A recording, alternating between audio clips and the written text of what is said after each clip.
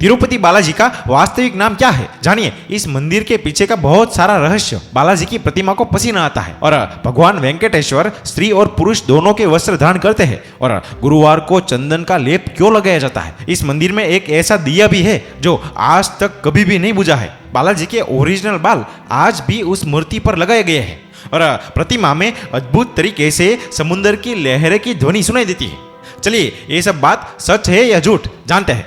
दक्षिण भारत बहुत सारे आकर्षक मंदिरों से सुसज्जित है। साथ ही इन मंदिरों की आकृति, इनकी बनावट कुछ इस प्रकार की है कि यहाँ प्रवेश करते ही एक अद्वितीय अनुभूति होती है। इनमें से एक अनोखा मंदिर है तिरुपति बालाजी का, जो न केवल भारत में बल्कि विश्व के अनेक देशों में सुप्रसिद्ध है। ये भारतीय वास्तुकला और शिल्पकला का अद्भुत उदाहरण है। आंध्र प्रदेश के चित्तूर जिले में स्थित तिरुपति बालाजी मंदिर भारत के मुख्य तीर्थ स्थलों में से एक है। इसका वास्तविक नाम श्री वेंकटेश्वर मंदिर है, क्योंकि यहाँ पर भगवान वेंकटेश्वर विराजमान है, जो स्वयं भगवान विष्णु है। ये प्राचीन मंदिर तिरुपति पहाड़ की 7वीं चोटी पर स्थित है, जिसे वेंकटचला के नाम से जाना जाता है।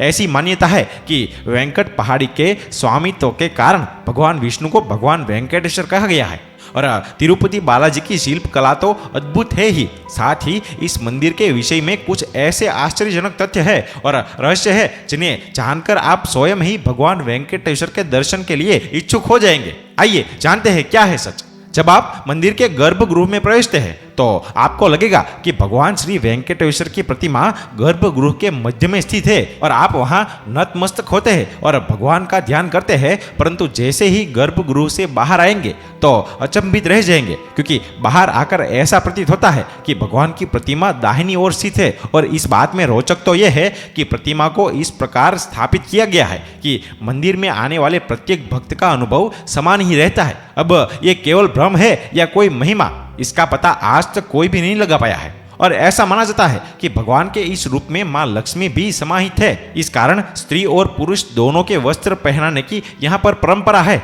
और मंदिर में बालाजी की बहुत आकर्षक प्रतिमा है। ये एक विशेष पत्थर से बनी हुई है, परंतु ये इतनी जीवंत है कि ऐसा प्रतीत होता है कि जैसे भगवान स्वयं ही विराजमान है। और ऐसा देखा गया है कि बालाजी की प्रतिमा को पसीना भी आता है और हाँ, प्रतिमा पर पसीने की बूंदें भी देखी जा सकती है। इसलिए मंदिर में तापमान भी कम रखा जाता है। और प्रत्येक गुरुवार को चंदन का लेप लगाने के पश्चात अद्भुत रहस्य सामने आता है कि जब भगवान बालाजी का श्रृंगार हटाकर स्नान करवाकर चंदन का लेप लगाया जाता है और जब ये लेप हटाया जाता है तो बालाजी के हृदय में माँ लक्ष्मी जी की आकृति दिखाई देती है सबको। और श्री वेंकटेश्वर स्वामी मंदिर में एक दिया सदैव जलता रहता है। आश्चर्यजनक तो यह है कि इस दीपक में कभी भी तेल या घी नहीं डाला जाता। यहाँ तक कि ये भी नहीं ज्ञात है कि दीपक को सबसे पहले किसने और कब प्रज्वलित किया था। और भगवान वेंकटेश्वर पर पचाई कपूर लगाया जाता है। इस कपूर के बारे में कहा जाता है कि ये किसी भी पत्थर पर लगाया जाता है तो पत्थर में कुछ समय के बाद दरार पड़ जाती है,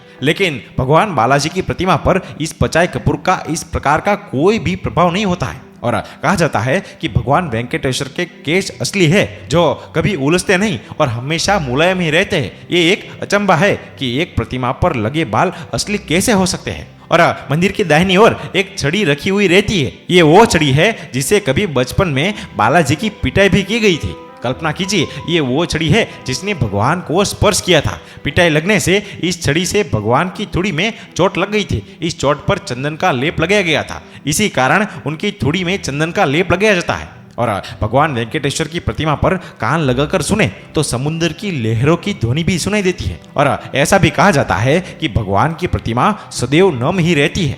जो दोस्तों, आपको ये वीडियो पसंद आया हो तो हमारे पेज को ज़्यादा से ज़्यादा शेयर कीजिए और हमारे पेज में लाइक, शेयर, कमेंट और फॉलो जरूर कीजिए। धन्यवाद।